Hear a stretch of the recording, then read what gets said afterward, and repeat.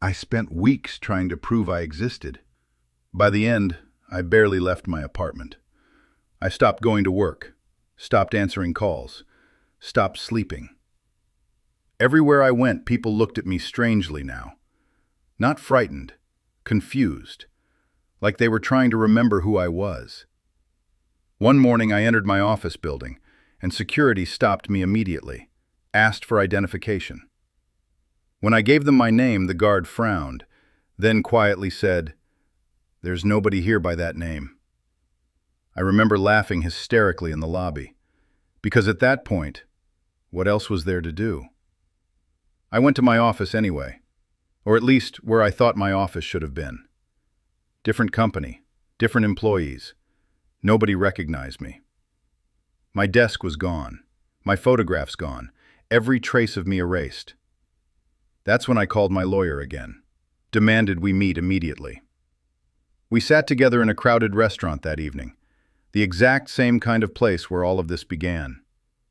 I asked him one final time if he remembered me, really remembered me. He stared at me for several seconds before answering, then quietly said, "I knew a Patrick Bateman once." Ice went through my body hearing that.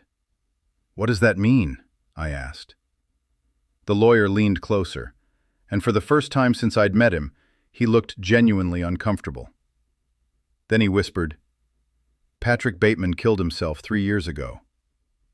The entire restaurant suddenly felt silent, like everyone around us had stopped talking at once. I looked around slowly, and realized every person in the restaurant was staring directly at me, expressionless, watching. Then the lawyer quietly added, "The strangest part is—" He paused, still staring into my eyes. "You're not even the first Patrick Bateman I've met." At that moment, every person in the restaurant smiled simultaneously, and suddenly, for the first time, I truly understood what I was. Not unique, not important, not even real. Just another identical face in a city full of monsters.